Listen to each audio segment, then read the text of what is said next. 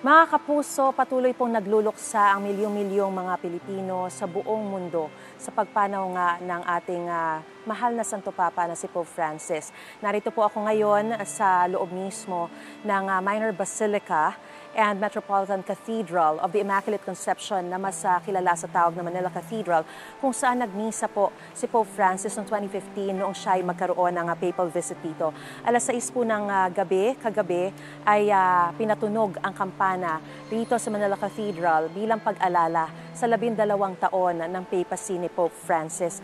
At mamaya pong alas 9 ng umaga ay nakatakdang magkaroon ng Requiem Mass dito po sa Manila Cathedral na pangungunahan po yan ng Manila Archbishop na si Jose Cardinal Advincula. Dito rin po sa loob ng Basilica ay may inilaan po silang lugar para po kay Pope Francis. Ito pong Christ the King Chapel na ito ay makikita natin ang larawan at ang kandelarya na inilagay po rito sa Christ the King Chapel para po kay Pope Francis. Dito po ay maaaring mag-alay ng mga panalangin at magsindi rin ng kandila ang mga mananampalataya na nagluluksa nga po sa pagkamatay ni Pope Francis. Sa punto pong ito ay makakausap po natin ang Vice Rector ng Manila Cathedral para bigyan pa tayo ng karagdagang detalye kaugnay nga po sa ating mahal na Santo Papa at mga programa na idaraos ng simbahan para sa kanya. Magandang umaga po sa inyo, Father Viel. Magandang umaga, Ms. Maris, at sa ating pong lahat ng mga nananampalataya at mga kapuso. Una po sa lahat, alam naman natin na nagluluksa ang mga Katolikong Pilipino at kahit na yung mga hindi Katoliko ay nagluluksa. Pero kumusta na po ang simbahang Katolika ngayon pagkatapos nung shocking news, no? Easter Sunday lang, nakita pa natin siya na nag-address, nagkaroon po siya ng Urbi et Orbi. Pero ngayon, one day after, nawala na po o pumanaw na si Pope Francis. Siyempre po, nagdoon pa rin nga po yung gulat po sa atin, sa aming mga pari, sa mga leader at sa lahat ng mga miyembro ng simbahan at gayon din po sa mga kahit hindi natin kasapi, nagdoon yung pagluluksa dahil alam naman natin kung gaanong naging malapit si Santo Papa Francisco sa puso ng bawat isa, sa ating mga Pilipino, sa kanyang pagdalaw sa atin at talagang nagdoon yung gulat, nagdoon yung sakit. Pero nagdoon man yung kalungkutan, no? Ang daming mga tao ang nagpapasalamat sa naging mensahe ng kanyang ministry. Ang daming taong nagparanas na ang ganda na namatay siya ngayong taon na ng Jubileo, puno ng pag-asa ang buhay ng Santo Papa.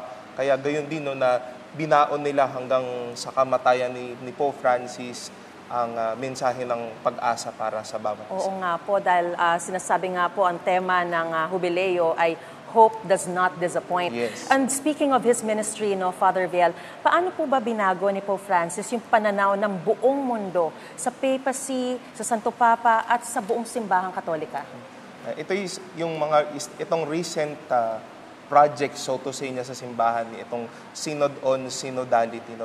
This is not only a mere document but a lifestyle of the Church kung saan sinasabi niya na ang simbahan ay patuloy na nasa tabi, nakikilakad ng bawat tao sa mundong ito.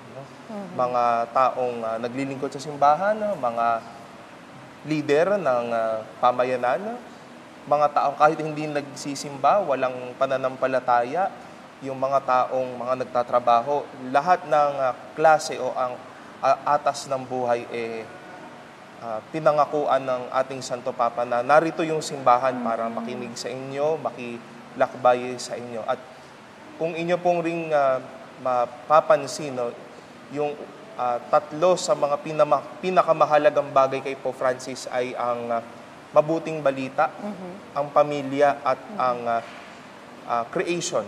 At ito ay naging encyclical letters pa nga niya. Ang una niyang encyclical letters ay yung Evangelii Gaudium, kung saan ito ay yung pagpapahayag ng saya ng mabuting balita, the joy of the gospel, na ito ay isang mensahe sa mga pari na pagbuhutihin ng paghuhumiliya sa atin, yakapin ng mabuting balita.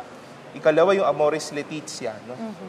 Dito naman na napapasaloob yung saya ng pag-iibigan sa isang pamilya. Kung papaanong ang puso at isip ni Pope Francis ay yung pag-iibigan, yung saya, yung pagbubuklod ng pamilya bilang isang mga nananampalataya. Panghuli, alam natin at marahil rinig na rinig po natin yung Laudato Si na kung papaano Yes, yes. inimbitahan niya tayong pahalagahan itong tinatawag nga niyang our care for our common home. No, itong mundong ito na siya ay talagang tuned into taking care of nature, of creation, of our responsibility of sharing this. No? Ito lang at sa madami pang naging sabihin nating plataforma ng ating mahal na Santo Papa sa kanyang naging ministry po, sa pamumuno sa atin.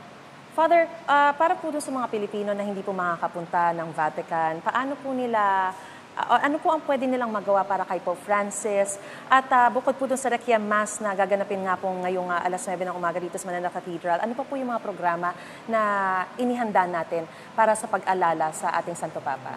Una po, sa mga kanilang mga pamilya, no, naging malapit po si Pope Francis sa atin bilang Pilipino nung dumalaw siya noong 2015. Kaya sa ating sariling panalangin, no, maaari natin siyang iaalala, no, pasalamatan ng Diyos sa kanyang kabutihan at sa kanyang pamumuno sa atin. Ikalawa po, alam ko na ang mga parokya nila ay may mga ginawang prayer stations din para alalahanin at ipagpasalamat at ipaubaya sa Diyos ang kaluluwa at ministry ni Pope Francis din. At alam ko din naman po sa ilang mga katedralan ng mga diocese, particular po, for example po dito sa Archdiocese of Manila, ay dito po sa loob ng Manila Cathedral, bukas po itong Christ the King Chapel, kung saan pa pwede silang mag-alay ng kandila at panalangin para kay Pope Francis. Hanggang anong oras po? Ito po ay, ang katedral po ay bukas po mula alas 7 ng umaga hanggang alas 6 po ng gabi. At marahil po, idagdag ko lang, Miss Maris, Yes, go para ahead, rin po Father. sa ating mga kapuso, no, na it's a good time for us to be a witness to the life and the ministry of this man. I know he has touched our hearts. No, it may be so distant, no, it may be so near because of the papal visit. Pero alam ko, madaming mga tumimo ang alaala ni Pope Francis sa atin at sa bawat isa po sa atin. Very true ang sinabi niyo po. At maraming pong salamat sa impormasyong binigay niyo po sa amin, sa inyo pong panahon. At of course, patuloy po tayong mananalangin para sa ating mahal na Santo Papa. Maraming salamat po, Yes, Father thank you, Miss Riel Mary. Bautista. Salamat po, mga kapuso. Siya po ang Vice Rector ng Manila Cathedral. Balik po muna sa studio. Gusto mo bang mauna sa mga balita? Mag-subscribe na sa GMA Integrated News sa YouTube at tumutok sa unang balita.